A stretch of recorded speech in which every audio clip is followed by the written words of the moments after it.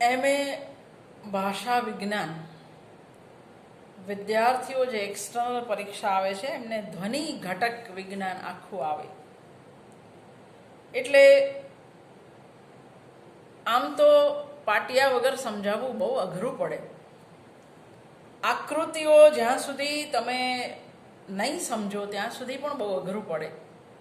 આપણા ઉચ્ચારણ જે અવયવો છે, નીચલું જડબું, ઉપલું જડબું, તો તમને ખબર છે નીચલું જડબું સ્થિર છે, ઉપલું જ ચાલે છે. જીભ, હોઠ, દાંત, તાળવું, ગળું, નાક, આ બધા જ ઉચ્ચારણ અવયવો છે. સાથે સાથે ગળાની અંદર જે નાદ તંત્રીઓ છે, ફેફસામાંથી નીકળતી હવામાંથી આખો અવાજ પેદા થાય છે. કોશિશ કરીશ, ફોટા પણ મોકલીશ, પણ પ્રબોધ પંડિત અથવા જયંત કોઠારી એ બેઉના પુસ્તકોમાંથી પસાર થવું એ અનિવાર્ય છે, તો જ કદાચ આવડે. હું જે કહીશ એ પ્રબોધ પંડિતમાંથી જ કહીશ, પણ ક્લાસમાં તમને જે યાદ રહે અને આમાં યાદ કેટલું રહે મને ખબર નથી.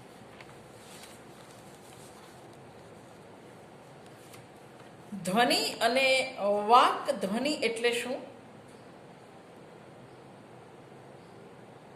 તમારા જે સવાલ છે, ધ્વનિ નિર્માણની પ્રક્રિયા, વાણીના અવયવો અને એનું કાર્ય, ધ્વનિઓનું વર્ગીકરણ, સ્વર અને વ્યંજન, સ્વરોનું વર્ગીકરણ, વ્યંજનોનું વર્ગીકરણ, સ્વર, અર્ધસ્વર, વ્યંજન, સુર, બલાઘાત, ઝંચર, જેટલું આજે થઈ શકશે એટલું હું એક દિવસમાં કરવાની કોશિશ કરીશ. કોઈ પણ પ્રકારના અવાજને આપણે ધ્વનિ કહીએ છીએ, સાઉન્ડ. કોઈ પણ પ્રકારના અવાજને આપણે ધ્વનિ કહીએ છીએ. વાચિક ધ્વનિ, જે ધ્વનિ પ્રસ્તુત ભાષાની વ્યવસ્થાનો કોઈ ઘટક હોય એને આપણે એ ભાષાનો વાચિક ધ્વનિ કહીશું. દાખલા તરીકે ક પછી ઢી આવે તો એનો સંકેત બને છે એક ખાદ્ય પદાર્થ, કઢી. કા પછી ન આવે તો કાન, જેના વડે સાંભળવાની ક્રિયા થાય છે. મનુષ્ય શરીરનો એ એક ભાગ છે. એ જ રીતે નાક, ટૂંકમાં ક અનેક સંકેતોમાં એક ઘટક તરીકે પોતાનો ભાગ ભજવે છે. એના પછી અમુક ધ્વનિ આવે તો અમુક અર્થ થાય, એની પહેલાં અમુક ધ્વનિ આવે તો કંઈ બીજો અર્થ થાય. ભાષાના બીજા અનેક ધ્વનિઓ સાથે ક યોજાતા અર્થના વિવિધ સંકેતો નીપજે. ક પ્રસ્તુત ભાષાની વ્યવસ્થાનો ઘટક છે. એની ઉપસ્થિતિ પર એ ભાષાએ લાદેલ એક નિયમ છે. આવું આપણે ખોંખારા કે ડચકારા માટે કહી શકીશું. મ પછી ખોંખારો મૂકીએ કે ક પછી ડચકારો મૂકીએ તો ગુજરાતી ભાષાનો કોઈ અર્થ સંકેત થાય છે ખરો? એની ઉપસ્થિતિ પર ભાષાનો કોઈ નિયમન નથી. એનો મતલબ ખોંખારો કે ડચકારો એક જાતના સંકેત છે, પણ પ્રસ્તુત ભાષાના સંકેત નથી. ખોંખારો ખાવાનો અર્થ છે, પણ એ ભાષાનો સંકેત નથી. એ સંકેતમાં ધ્વનિ પ્રયોજાતો હોવા છતાં એ ધ્વનિને આપણે એ ભાષાનો વાચિક ધ્વનિ કહેતા નથી. ભલે એ મુખ યંત્રમાં, મોઢાના યંત્રમાં જ ઉદ્ભવ્યો હોય છતાં. વિશ્વની ભાષાઓમાં ધ્વનિઓનું વૈવિધ્ય એટલું બધું છે કે લગભગ કોઈ પણ પ્રકારનો ધ્વનિ વાચિક ધ્વનિ બની શકે. એટલે શક્ય છે જગતની કોઈ બીજી ભાષામાં ડચકારો કે ખોંખારો વાચિક ધ્વનિ હોય પણ ખરા, પણ ગુજરાતી ભાષામાં તો નથી. માન્ય ગુજરાતીના ધ્વનિ ઘટકોનો પરિચય મેળવવો હોય તો પહેલાં એ ઘટકોનું સ્વરૂપ વર્ણન આપણે સમજવું પડે. આપણે જ્યારે ઉચ્ચારણ કરીએ છીએ ત્યારે એની પ્રક્રિયા પહેલાં સમજવી પડે. ઉચ્ચારણની પ્રક્રિયા બે રીતે તપાસી શકાય. એક, ઉચ્ચારણ કઈ રીતે થાય છે, મુખ યંત્રના કયા કયા અવયવો એમાં શો ભાગ ભજવે છે એ તપાસી વિવિધ ધ્વનિઓનું ઉત્પાદક મૂલક વર્ગીકરણ કરી શકાય. અને બે, કાન શું સાંભળે છે, ધ્વનિવાહક મોજાઓનું કયા પ્રકારનું વૈવિધ્ય હોય છે જેથી કાનના પડદા પર અથડાતા મોજાઓ ચિત્તતંત્રમાં વિવિધ પ્રકારના સંવેદનો પેદા કરી શકે છે એ તપાસીને વિવિધ ધ્વનિઓનું શ્રવણમૂલક વર્ગીકરણ થઈ શકે. પેલું ઉત્પાદક મૂલક, આ શ્રવણમૂલક. જોકે વધારે પહેલી રીત જ ખેડાય છે, મોઢામાંથી નીકળતા ધ્વનિઓનું જ કાન દ્વારા કોઈએ અભ્યાસો કર્યા નથી. એટલે આપણે પણ એ જ રીત લઈએ. વાણી એક રીતે શરીર તંત્રની એક આવશ્યક પ્રક્રિયા શ્વાસોચ્છ્વાસની ઉપપેદાશ છે, બાય પ્રોડક્ટ. આપણે જે બોલીએ છીએ એ હકીકતે શ્વાસોચ્છ્વાસની પ્રક્રિયાની એક બાય પ્રોડક્ટ, એક ઉપપેદાશ છે. મોટા ભાગના વાચિક ધ્વનિઓ ઉચ્છ્વાસ કાઢતા ફેફસામાંથી મુખ કે નાક વડે બહાર ફેંકાતી હવાના દબાણથી જ ઉત્પન્ન થાય છે. ઉચ્છ્વાસની પ્રક્રિયા પણ જો સામાન્ય રીતે મૂંગી હોય પણ પસાર થતી હવા જો દબાય કે અવરોધાય તો અવાજ ઉત્પન્ન થાય. ક્યાં દબાય, ક્યાં અવરોધાય?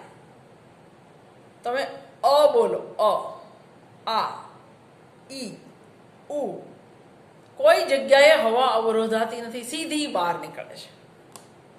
પણ ક બોલો, કંઠમાં અવરોધાશે. ત બોલો, જીભ દાંતને અડશે. પ બોલો, બેઉ હોઠ ભેગા થઈ જશે. તો અવરોધ કરનારા કયા કયા અવયવો છે એના આધારે આપણે વ્યંજનોના, કારણ કે જ્યારે હવા અવરોધાયા વગર બહાર નીકળે છે ત્યારે જે બોલાય છે એ સ્વરો છે, અને જ્યારે હવા અવરોધાઈને જે ધ્વનિ બહાર નીકળે છે એ બધા વ્યંજન છે. વ્યંજનોના પાછા પ્રકાર પડે. હવા અવરોધાય પણ નાકમાંથી બહાર આવે તો એને અનુનાસિક કહીએ છીએ. ન, અણ, મ આ બધા અનુનાસિક છે. એટલે આ બધા ધ્વનિ ઘટકો છે એનો અભ્યાસ આ તંત્ર મૂળ મુખતંત્ર સમજવું પડે, અને એની આકૃતિ તમને હું મોકલીશ. નાદતંત્રી અહીંયા છે. ફેફસામાંથી નીકળતી હવા જ્યારે નાદતંત્રી આગળ આવે ત્યારે ઉચ્ચારણની દ્રષ્ટિએ એ સૌથી મહત્વના સ્થળે આવે છે. નાદતંત્રીઓ જો બંધ રહે તો ઉચ્ચારણ શક્ય જ ના બને. જો ફેફસામાંથી નીકળતી હવા નાદતંત્રીઓમાંથી પસાર થાય ત્યારે નાદતંત્રીઓ વિસ્તારની અવસ્થામાં હોય, હવા ઘર્ષણ વગર પસાર થઈ જાય. નાદતંત્રીઓ નિષ્કંપ રહે તો એ જે નીકળે એ બધા સ્વર છે. અનઅવરુદ્ધ નીકળતી હવા જ્યારે ઉપરના ભાગમાં એટલે કે મુખ યંત્રના ભાગમાં ક્યાંય પણ અવરોધાયા વગર નીકળે તો સ્વર, પણ અવરોધાય અને ઘર્ષણ કરી જે ધ્વનિ ઉત્પન્ન થાય એ ઘોષ રહિત. નાદતંત્રીઓમાં બે ભાગ પડશે. નાદતંત્રી નિષ્કંપ રહેશે તો અઘોષ, નાદતંત્રી કંપશે તો ઘોષ ધ્વનિઓ આવશે. એટલે જો નિષ્કંપ નાદતંત્રીઓ હશે તો જે ધ્વનિ ઉત્પન્ન થશે એ ઘોષ રહિત હશે, એને અઘોષ ધ્વનિ કહેવાય. પણ જો નાદતંત્રીઓ તંગ રીતે ખેંચાયેલી અવસ્થામાં હોય તો પસાર થતી હવા નાદતંત્રીઓને ધ્રુજાવે. આ હવા મુખતંત્રમાં અવરોધાય ત્યારે જે ધ્વનિ પેદા થાય એ ઘોષ સાથે ના હોય, એટલે આપણે એને ઘોષ ધ્વનિ કહીએ છીએ. એટલે ઘોષ અને અઘોષનો ભેદ નાદતંત્રી નિષ્કંપ છે કે સકંપ છે એના પર. જો આ નાદતંત્રીઓ તંગ હોય અને થોડીક જ વિસ્તરેલી હોય તો પસાર થતી હવાને નાદતંત્રીઓની બંને બાજુથી ઘસાઈને પસાર થવું પડે. તંગ હોવાથી એ રહેશે નિષ્કંપ, પણ હવા એની બાજુમાં ઘસાઈને પસાર થાય એટલે હિન્દીમાં જેને ફુસફુસાહટ કહે એવો ઘસારાવાળો પણ અઘોષ ધ્વનિ. નાદતંત્રીઓની સ્થિતિમાં ચોથી અને છેલ્લી છે મર્મર. ધ્વનિ પેદા કરનારી અવસ્થા એટલે કે મર્મર જેવો ધ્વનિ. નાદતંત્રીઓ કંપતી વખતે ખુલવા બંધ થવાના આવર્તનો લે છે. આ આવર્તનો દરમિયાન નાદતંત્રીઓ પૂરેપૂરી બીડાવાને બદલે એમની વચ્ચે થોડી જગ્યા રહે અને નાદતંત્રીઓ કંપે તે સાથે હવા તે સ્થાને થોડી ઘસાય ત્યારે જે ધ્વનિ ઉત્પન્ન થાય એને મરમર કહેવામાં આવે છે. આમ નાદતંત્રીઓ આગળ 5 પ્રકારની શક્યતાઓ રહેલી છે. આ યાદ રાખો અને નાદતંત્રી વિશે થોડું યાદ રાખો તો આ બધું યાદ રાખવાની જરૂર નથી. નાદતંત્રની અવસ્થા અને નીકળતો ધ્વનિ. નાદતંત્રીની અવસ્થા અવરુદ્ધ તો જે અવાજ નીકળે એને ગ્લોટલ સ્ટોપ કહેવાય. નિષ્કંપમાં 2 અવાજ, એક અઘોષ બીજો ફુસફુસાહટ. સકંપમાં 1 ઘોષ અને બીજો મરમર.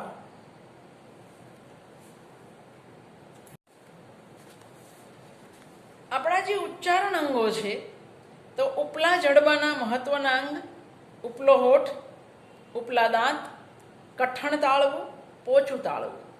નીચલા જડબામાં નીચલો હોઠ અને જીભ ઉચ્ચારણ સ્થાનના કોઈ પણ ભાગ સાથે જીભ અવરોધ કરી શકે.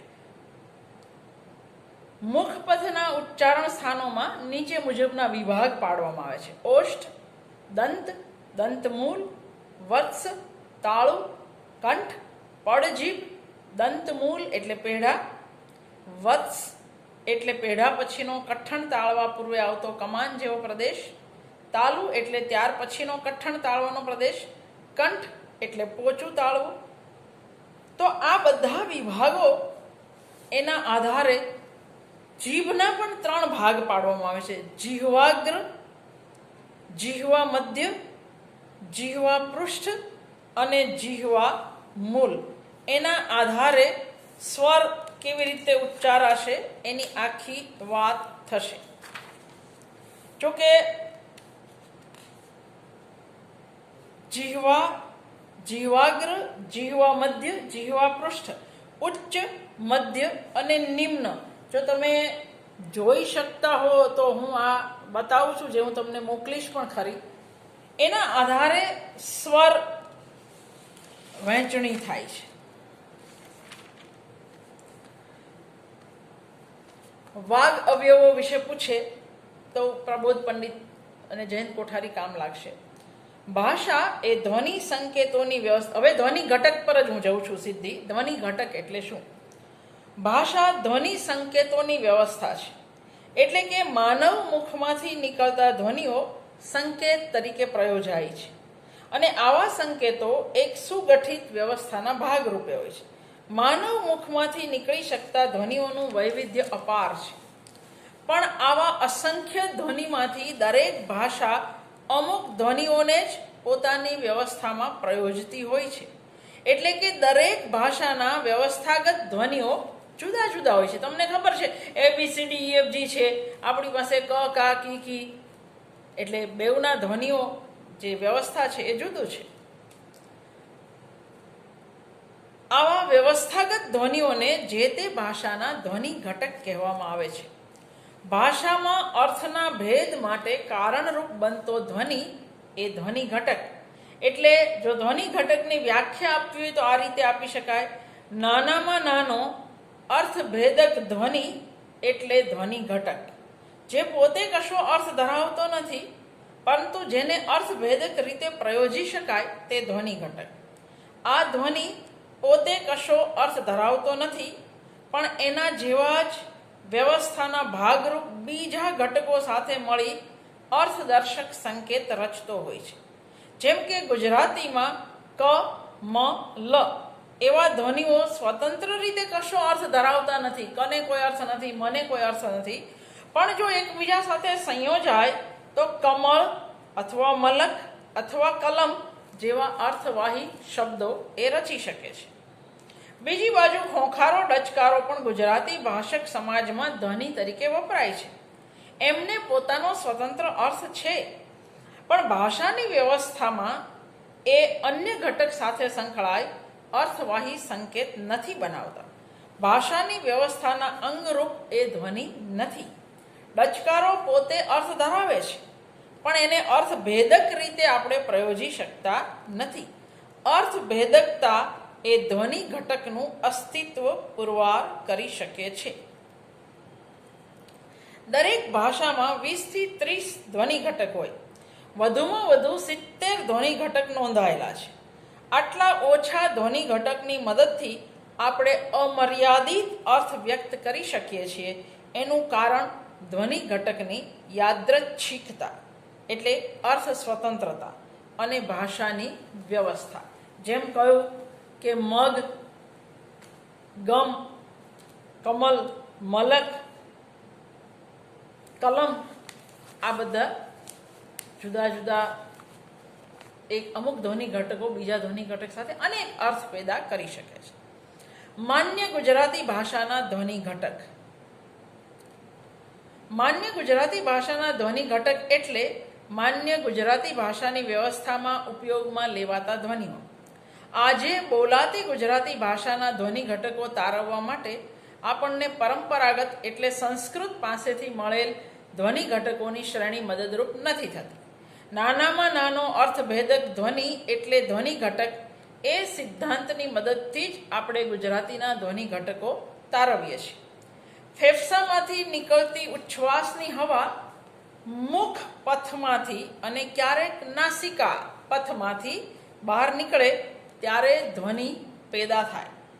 આ હવા નાદતંત્રીઓ, પડજીભ, તાળવું, પેઢા, દાંત, જીભ, હોઠ એમ અનેક જગ્યાએ અવરોધ પામે છે અથવા સાંકડી કે પહોળી જગ્યામાંથી પસાર થાય છે ત્યારે અસંખ્ય ધ્વનિઓ પેદા થાય છે. ઉચ્ચારણની આ પ્રક્રિયા મોટા ભાગે ઉચ્ચારણ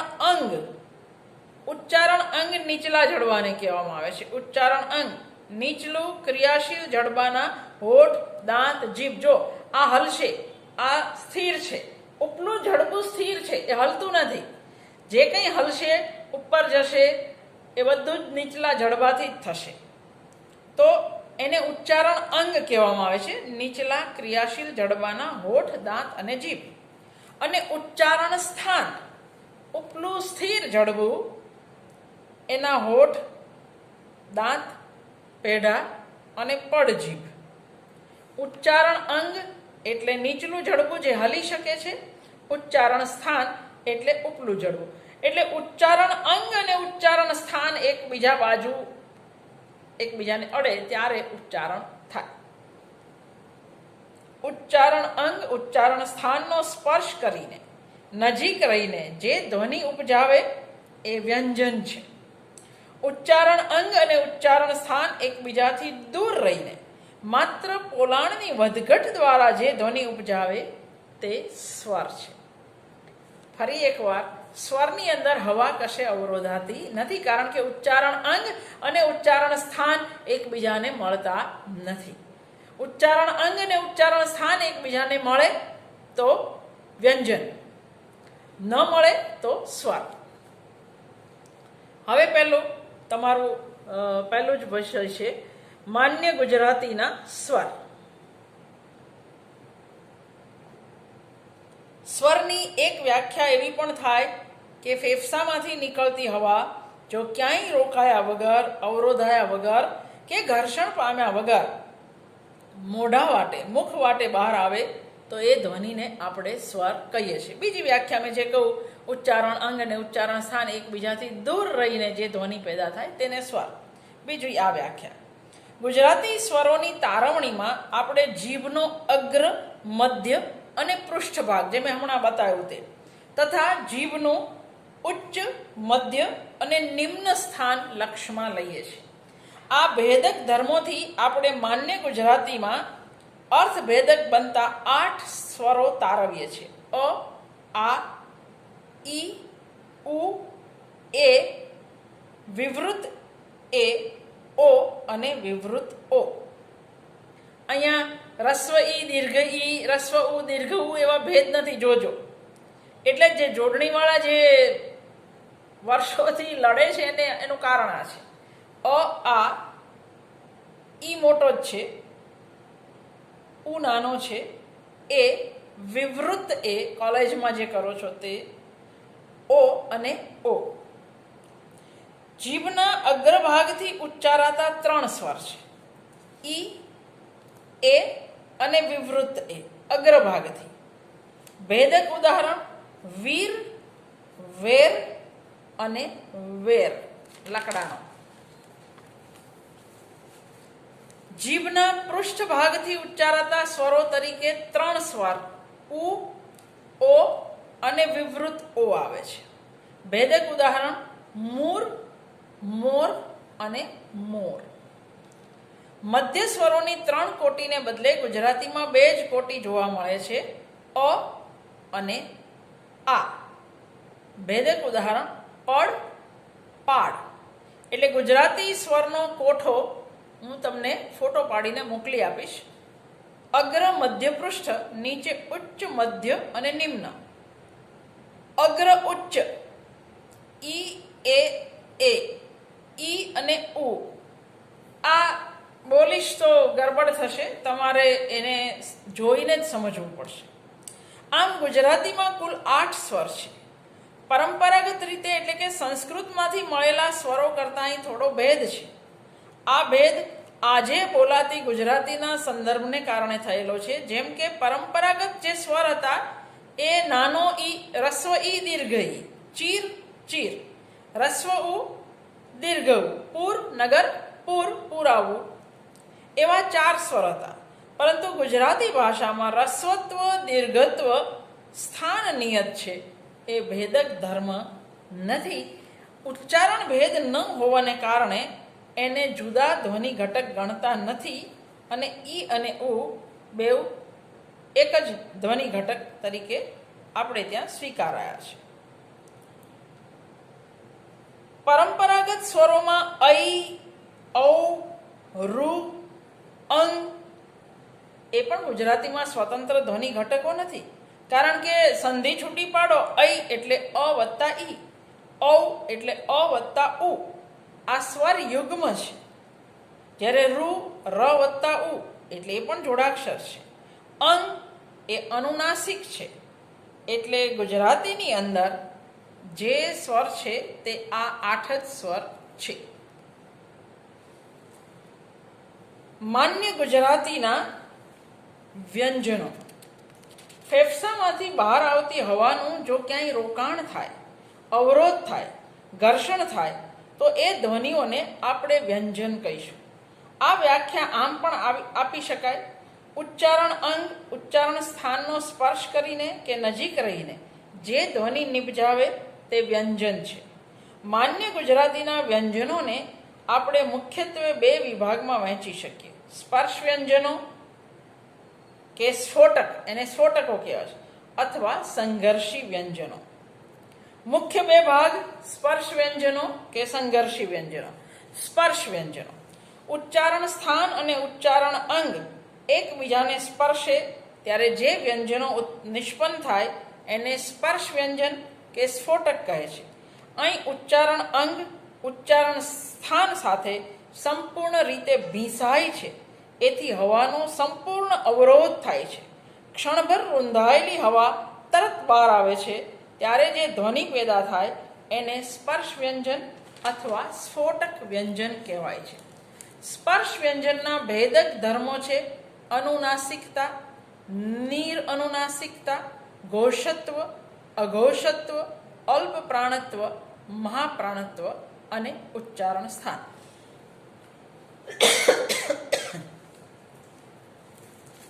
ઉચ્ચારણ અંગ ઉચ્ચારણ સ્થાનને જે સ્થાને સ્પર્શે તેના પરથી ગુજરાતીના સ્પર્શ વ્યંજનોની 5 કોટીઓ: 1 કંઠ્ય વ્યંજન, 2 તાલવ્ય વ્યંજન, 3 મૂર્ધન્ય વ્યંજન, 4 દંત્ય વ્યંજન અને 5 ઓષ્ઠ્ય વ્યંજન. 1 કંઠ્ય વ્યંજન. ઉચ્ચારણ વખતે જીભનો પાછળનો ભાગ કોમળ પોચા તાળવાને સ્પર્શે ત્યારે જે નિષ્પન્ન થાય એ વ્યંજનોને કંઠ્ય વ્યંજનો કહેવામાં આવે છે. ક, ખ, ગ, ઘ. અને એક એની અંદર અનુનાસિક પણ છે, અંગ. તમને કક્કો યાદ રાખવાની આ બહુ સારી ટેવ છે. ક, ખ, ગ, ઘ કંઠ્ય, અંગ. દરેકની અંદર એક અનુનાસિક છે. બીજું તાલવ્ય વ્યંજન. જીભનો મધ્ય ભાગ કઠણ તાળવાને સ્પર્શે તેથી ઉત્પન્ન થતા વ્યંજનોને તાલવ્ય વ્યંજન કહેવામાં આવે છે. દાખલા તરીકે ચ, છ, જ, ઝ, યં. 3 મૂર્ધન્ય વ્યંજનો.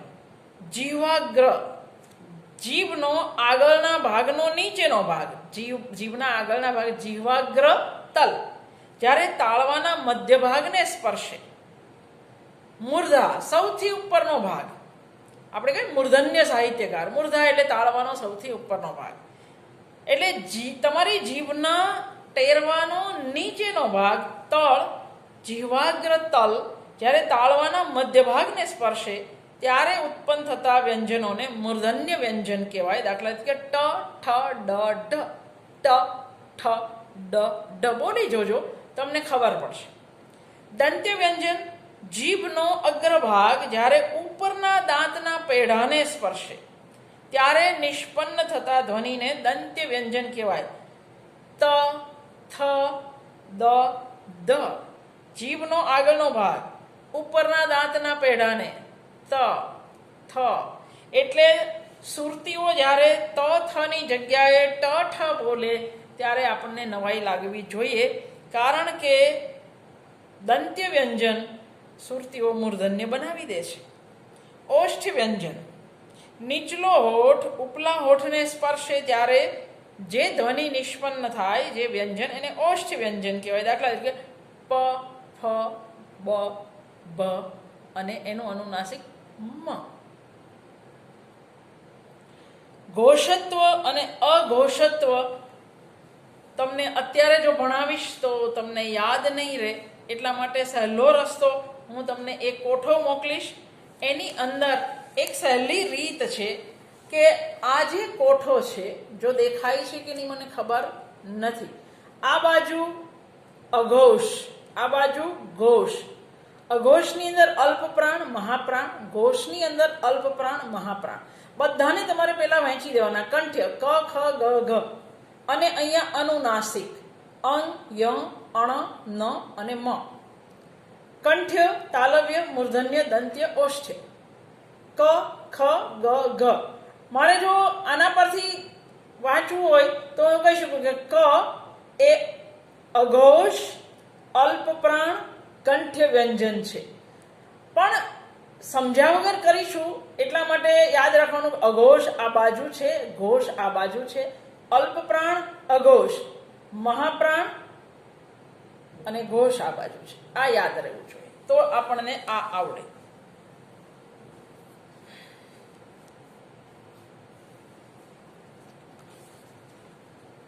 સ્પર્શ વ્યંજનો આપણે આને કહીએ છીએ.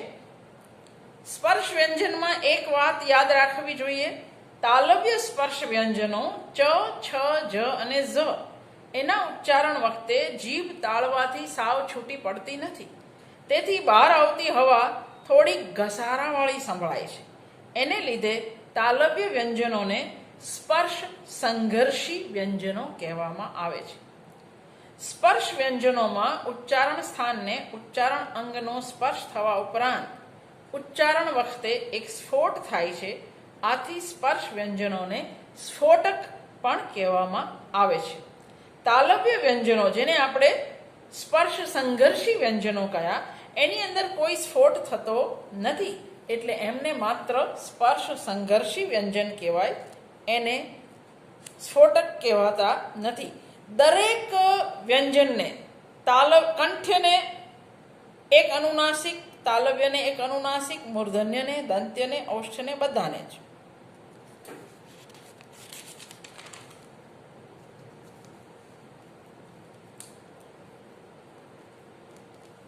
સંઘર્ષી વ્યંજન, પેલા સ્પર્શ વ્યંજન, આ સંઘર્ષી વ્યંજન. જ્યારે ઉચ્ચારણ અંગ અને ઉચ્ચારણ સ્થાન એકબીજાના એટલા નજીક હોય કે જેથી હવા ઘસાઈને બહાર નીકળવું પડે હવાએ, ત્યારે જે વ્યંજન પેદા થાય એને સંઘર્ષી વ્યંજન કહેવામાં આવે છે. જીભ કે હોઠ હવાને પૂરેપૂરી રોકવાને બદલે થોડી જગ્યા રાખે અને હવા ઘસાઈને બહાર નીકળે, તેથી જે ધ્વનિ ઉત્પન્ન થાય એને સંઘર્ષી વ્યંજન કહેવાય. ગુજરાતીમાં 3 સંઘર્ષી છે: સ સગડીનો, શ શકવરાનો અને હ. આ વ્યંજનો સ્થાન ભેદે જુદા પડે છે. સ દંત્ય સંઘર્ષી છે. એના ઉચ્ચારણમાં જીભનો અગ્ર ભાગ ઉપલા દાંતની પાસે ગોઠવાયેલો હોય છે. સ. અને હવા દાંત સાથે ઘસાઈને બહાર આવે છે. શ એ તાલવ્ય સંઘર્ષી છે. એના ઉચ્ચારણમાં જીભનો અગ્રભાગ ઉપલા પેઢાની નજીક રહે છે. ગુજરાતીમાં એક મૂર્ધન્ય સંઘર્ષી શ, જેને આપણે ફાડિયો શ કહીએ, ષટકોણનો શ, મૂર્ધન્ય સંઘર્ષી શ છે. એ જોડણીમાં છે, પણ ઉચ્ચારણમાં બહુ ઓછા લોકો એને ઉચ્ચારી શકે છે. દાખલા તરીકે ઉષ્ણ, કાષ્ઠ, રાષ્ટ્ર, અષ્ટ, ત્યાં આગળ એ મૂર્ધન્ય સંઘર્ષી શ ઉચ્ચારાય છે. એ સિવાય મોટે ભાગે તાલવ્ય સંઘર્ષી શ જ ઉચ્ચારાય છે, અને એટલે શનો ઉપઘટક ગણી શકાય, ફાડિયા શને. હ એ કંઠ્ય સંઘર્ષી છે. ગુજરાતીમાં પૂર્ણ ઘોષ હ નથી, એટલે પ્રબોધ પંડિત મર્મરથી ભિન્ન કોટીના કોઈ હનો સ્વીકાર કરતા નથી.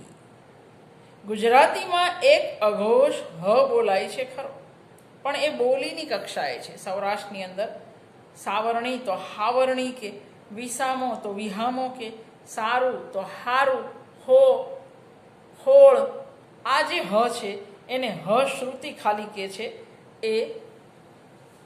એનું કોઈ લિપિ ચિહ્ન નથી. સ્પર્શ વ્યંજન, સંઘર્ષી વ્યંજન, હવે પ્રકંપી વ્યંજન. ફેફસામાંથી બહાર આવતી હવા જીભ આગળ ધ્રુજારી પામી બહાર આવે, એટલે કે બહાર આવતી હવાના માર્ગમાં જીભ કંપ પેદા કરે ત્યારે સંભળાતો ધ્વનિ પ્રકંપી. તમે જરા ધ્યાનથી મારી સામે જુઓ. ર આ પ્રકંપી છે. ર તમે કંપ વગર બોલી શકતા નથી. ફેફસામાંથી બહાર આવતી હવા જીભ આગળ ધ્રુજારી પામી બહાર આવે, એટલે કે બહાર આવતી હવાના માર્ગમાં જીભ કંપ પેદા કરે ત્યારે સંભળાતો ધ્વનિ એ પ્રકંપી ધ્વનિ કહેવાય. ગુજરાતીમાં એક પ્રકંપી ધ્વનિ છે ર. જીભનું ટેરવું દાંત નજીક રહી હવામાં કંપ પેદા કરતું હોવાથી એને રને દંત્ય પ્રકંપી કહેવાય. બીજી ભાષાઓમાં મૂર્ધન્ય વગેરે અન્ય પ્રકંપી વ્યંજનો પણ મળે છે. માન્ય ગુજરાતીના પાર્શ્વિકો. પાર્શ્વિક, જીભનો આકાર ઊંધા નળિયા, દેશી નળિયું હોય એ આમ હોય, એ ઊંધા નળિયા જેવો તમારી જીભનો આકાર થાય, અને હવા જીભની બે બાજુથી ઘસાઈને બહાર આવે ત્યારે એ ધ્વનિને પાર્શ્વિક ધ્વનિ કહેવાય. પાર્શ્વિક. શ જે પશ્ચાતાપમાં તમે શ કરો છો ને, એ પાર્શ્વિક. શ અને વ જોડાય, એની પર રેફ. ગુજરાતીમાં લ ઉચ્ચારશો, લ, તમારી જીભ બિલકુલ નળિયા જેવી થશે. એ દંત્ય પાર્શ્વિક છે. એના ઉચ્ચારણમાં જીભનું ટેરવું ઉપલા દાંતને અને જીભનો આગળના ભાગ પેઢાને સ્પર્શે છે, અને હવા જીભની બે બાજુ ઘસાઈને નીકળે છે. અળ એ મૂર્ધન્ય પાર્શ્વિક છે. અળ અને લ. ઘણા બધા લોકો લ અને અળ એકબીજાની બદલે બોલે છે. એનું એક કારણ આ પણ છે. લ એ દંત્ય પાર્શ્વિક છે, અળ એ મૂર્ધન્ય પાર્શ્વિક છે.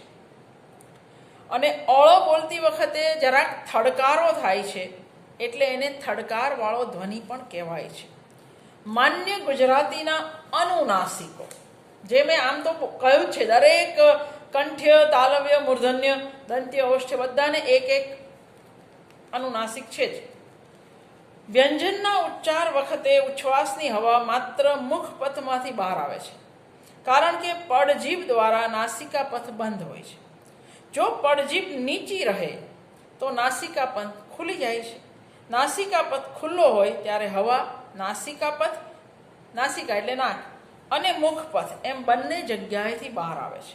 આ રીતે બહાર આવતી હવા જે ધ્વનિઓ પેદા કરે એને નાસિક્ય અથવા અનુનાસિક કહેવાય. નાસિકા પથ દ્વારા હવા પસાર ન થાય તો જે ધ્વનિ આપણે બાકીના બધા ક, ખ, ગ, ઘ એ નીરનુનાસિક કહેવાય. નીરનુનાસિક કયા? તો ક, ખ, ગ, ઘ વગેરે. અને જ્યારે હવા નાકમાંથી પસાર થાય ત્યારે અનુનાસિક. ગુજરાતીમાં દરેક સ્પર્શ વ્યંજનના વર્ગના એક એક નાસિક્ય વ્યંજન છે. ઉપરાંત આગળ નિર્દેશેલ સ્વરનો અનુનાસિક થઈ આપણી પાસે 6 અનુનાસિક ધ્વનિ ઘટક છે. 1. સ્વરનું અનુનાસિકત્વ એટલે કા, આંજવું વગેરે. બીજું, કંઠ્ય અનુનાસિક અંગ, તાલવ્ય અનુનાસિક ય, અંજન, મૂર્ધન્ય અનુનાસિક અણ, દાખલા તરીકે ખંડ, દંત્ય અનુનાસિક ન, અંત, ઓષ્ઠ્ય અનુનાસિક મ, સંબંધ. આમાંથી અણ, ન, મ સ્વતંત્ર ધ્વનિ ઘટકો છે, કેમ કે તે પરસ્પર અને અંગ તેમજ યની સાથે પણ ભેદક સંબંધ ધરાવે છે, એટલે એને સ્વતંત્ર ધ્વનિ ઘટક પણ કહેવાય છે. માન્ય ગુજરાતીના અર્ધસ્વર. સામાન્ય રીતે કોઈ પણ શ્રુતિમાં શ્રાવ્યતાની પરાકાષ્ઠાનું વહન કરનાર સ્વર હોય છે. ઉચ્ચારણની પરાકાષ્ઠાનું વહન કરનાર સ્વર અક્ષર રચતો હોય છે. દાખલા તરીકે સાવ શબ્દમાં ઉચ્ચારાતો ઉ સ્વર હોવા છતાં શ્રાવ્યતાની પરાકાષ્ઠાનું બિંદુ નથી. શ્રાવ્યતાની પરાકાષ્ઠાનું વહન તો એની આગળ આવેલો આ કરે છે, સાવ આ. નજીક નજીક બે સ્વર આવ્યા હોય ત્યારે એ બેમાંથી જો એક સ્વર જ શ્રાવ્યતાની પરાકાષ્ઠાનું વહન કરતો હોય તો એ બે સ્વર હોવા છતાં બે અક્ષર નથી, પણ એક જ અક્ષર છે. એને સંધ્યક્ષર અથવા બીજા દાખલા જો આપણે જોઈએ એને સંધ્યક્ષર કહે છે. હાવભાવ, હાવભાવ નથી, હાવભાવ. ફાયદો, સાવ, ઉ નહીં, વ થાય. આમાં એક ત્રીજી સ્થિતિ પણ છે. જ્યારે બે સ્વરો સાથે સાથે આવેલ હોય ત્યારે ઉચ્ચારણની પરાકાષ્ઠાનું વહન કરનાર પ્રધાન સ્વર એક જ હોય અને બીજો સ્વર અમુખ્ય એટલે કે અપ્રધાન હોય અને વ્યંજન કોટિના ધ્વનિ તરીકે આવી શકતો હોય એવા ધ્વનિ ઘટકને અર્ધ સ્વર કહેવાય. દાખલા તરીકે ગાઈ, ઈ અને ગાય એ બે એક નથી. પડીઓ અને પડ્યો એ બે એક નથી. ગાવું, ઉ અને ગાય એ બે એક નથી. પડ્યોમાં ઈ અને ઓ બંને પ્રધાન સ્વરો છે, એટલે ત્યાં સ્વર યુગ્મ રચાય છે. એ જ રીતે ગાવુંમાં આ અને ઉ સ્વર યુગ્મ છે, પરંતુ પડ્યોમાં ઓ પ્રધાન સ્વર છે અને ય અપ્રધાન. ગાયમાં આ પ્રધાન સ્વર છે અને ય અપ્રધાન, વ અપ્રધાન. એટલે આ બંને ધ્વનિઓ અર્ધસ્વર કહેવાય. ય અને વને ગુજરાતીમાં અર્ધસ્વર ગણવામાં આવે છે. ય તાલવ્ય અર્ધસ્વર છે, વ એ ઓષ્ઠ્ય અર્ધસ્વર છે. જંચર. જંચર એટલે શું? ઉપર ચર્ચા કરી એ બધા જ ધ્વનિઓ ઉક્તિના એક ખંડ કે અંશ રૂપે આવતા ધ્વનિઓ છે અને એમના લિપિ ચિહ્નોને આપણે હારબંધ એક પછી એક લખી શકીએ છીએ. આ ધ્વનિ ઘટકોને આથી વિભાજ્ય કે ખંડીય સેગમેન્ટલ ધ્વનિ ઘટક કહેવામાં આવે છે.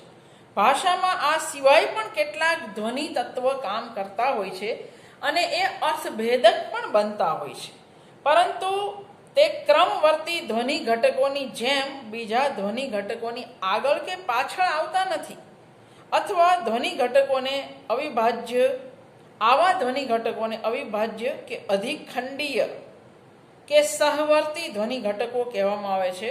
ગુજરાતીમાં પણ આવા કેટલાક ધ્વનિ ઘટકો છે. દાખલા તરીકે જંચર એટલે હકીકતે કોઈ ધ્વનિ નથી અને છતાંય એ અર્થભેદક બને છે. દાખલા તરીકે સરકાર એટલે શું?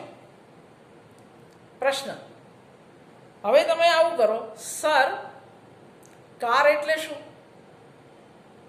તમે માત્ર પોઝ લીધો, અટક્યા. સરકાર એટલે શું? સર, કાર એટલે શું? આ જંક્ચર છે. તમારા આરોહ અવરોહમાં જ ફેર પડ્યો, બીજો કશો ફરક પડ્યો નથી. તમે આ ઉચ્ચારણ દ્વારા જ બતાવી શકો છો.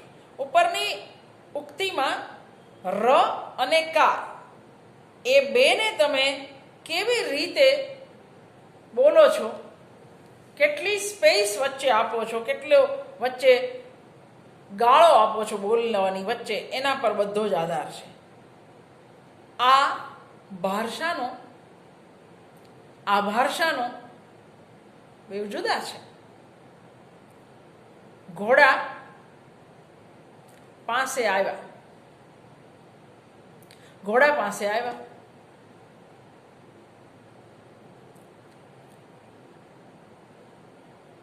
ટેબલ ઉપર છે, તો આ જંક્ચર છે. આપણે જોઈ શકીએ છીએ કે વાક્યો એકબીજાથી ભેદક છે. અર્થભેદ કરનારું તત્વ ધ્વનિઓના ઉચ્ચારણ વચ્ચે આવતો વિરામ છે. આ વિરામને જંક્ચર કહેવામાં આવે છે. ગુજરાતીમાં આંતરિક સીમાઓ સૂચવતા આ તત્વને એટલે કે જંક્ચરને ધ્વનિ ઘટક ગણવું પડે એમ છે, કારણ કે ભેદક લક્ષણ છે. જંક્ચરની વિશેષતા એ છે કે ગુજરાતીના સ્વરોનું હ્રસ્વત્વ દીર્ઘત્વ પણ એનાથી નક્કી થાય છે. જેમ કે જંક્ચરની પૂર્વે રહેલો એટલે કે શબ્દના અંતે આવતો સ્વર અન્ય સ્વરના મુકાબલે દીર્ઘ હોય છે. એટલે સ્વરોના હ્રસ્વત્વ અને દીર્ઘત્વનો આધાર પણ જંક્ચર હોય છે. આજ પૂરતું બહુ થઈ ગયું.